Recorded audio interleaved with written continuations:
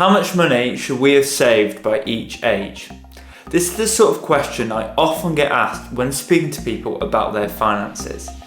But it's one that is difficult to answer straight away because, like most things in personal finance, it depends.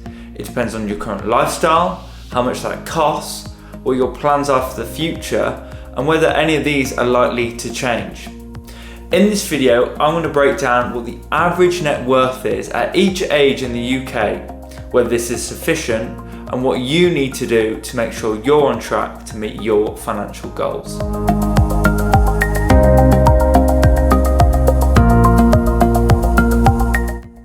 Hi, welcome to the channel. My name's Matt and I'm a UK-based independent financial planner. Here you will learn how to make smarter decisions with your money so you can get the most out of your earnings. First, let's have a look at the average wealth per adult in each age group. To do this, we'll need to break down each category that makes up wealth. Firstly, we have physical wealth. This includes household contents, possessions, valuables and vehicles. Next is net property wealth, so the value of any property you own minus any mortgage costs. We have private pension wealth, so this is the value of pension pots already accrued. These could be your workplace pensions or any private pensions. And finally, we have net financial wealth, so any money you may hold in investments or savings. Looking at Nimblefin's analysis of data from the Office for National Statistics, we can see the average wealth per adult. However, the average can be misleading as it's going to be skewed by a small percentage of higher earners that bring these numbers up. So more useful data is the estimated median wealth per adult. This is the middle number, so half the people have less, half the people have more. Between 25 and 29, if you have any savings or investments, then you're doing better than half the country in this age bracket. As you'd expect, this figure increases as people get older, but shows many of the UK are one misfortune away from no savings. If you lose your job and it takes a few months to find a new one, or you need to pay out to fix something around the house or with your car, then it could completely wipe out your savings. So what about pensions? Between 60 and 64, the median pension wealth is £127,000. For a moderate lifestyle in retirement, where there's a budget for £74 a week on food, holidays include a 2-week trip in Europe and a long weekend in the UK every year, then the retirement living standards estimate you would need £23,300 a year for someone who's single. So let's say you retire at 64, you're single and you have the median average in pension wealth for your age bracket. So in this case, £127,000. You want a moderate lifestyle in retirement, so an income of £23,300. And based on net pension growth of 5% a year, and you receive the full state pension at 66, which is £10,600 a year, here is how long your pension pot will last. 8 years. So by 72, your pension pot will start to run out. Now this pension wealth doesn't include any defined benefit pensions such as the final salary scheme. So that is something worth considering. But it shows based on the median average around the UK, depending on your pension provision, it could mean you're going to fall short of what you might need in retirement. So if that's where the UK is currently, where do we need to be in terms of savings, investments and pensions?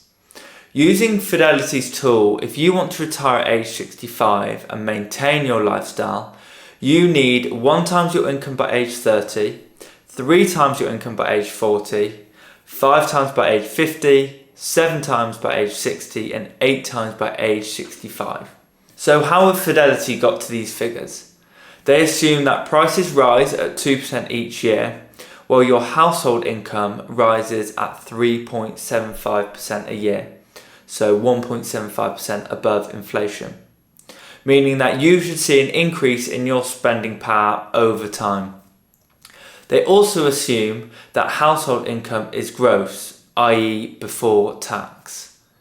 They assume that you invest in a portfolio containing 85 equities at age 75 And then this drops down to 25 equities by age 68.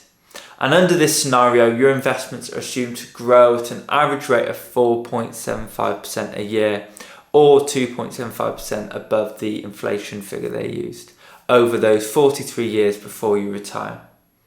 They also assume that whatever your household income is when you retire, you should be trying to replace around 35% of that from your savings. The tool assumes the household will have 2 state pensions on top of this, which makes your total retirement income need in retirement between 55 and 85% of your household earnings before retirement. The tool does not take into account the products you're saving in, so it doesn't account for tax relief on pension contributions or any additional tax due on the income taken from pensions. So, there's a lot of assumptions going on there, and if any of those aren't applicable to you, then it makes this guideline less relevant. Telling someone they need to have X times their income at a certain age could be a useful rule of thumb, but it could be disheartening to people if they're not there yet. Our income during our lifetime is likely to change, and therefore our ability to save will change as well. Equally, people's lifestyles in retirement differs.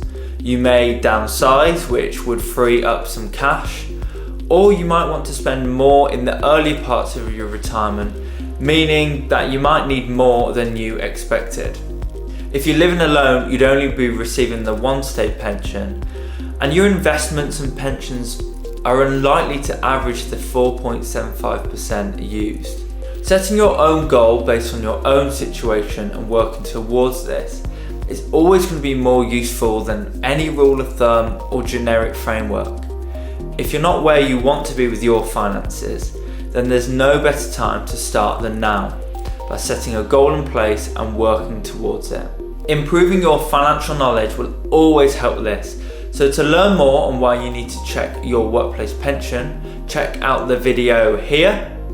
And if you're not sure whether to save, invest, or pay off your mortgage, then click on this video here, and I'll see you over there.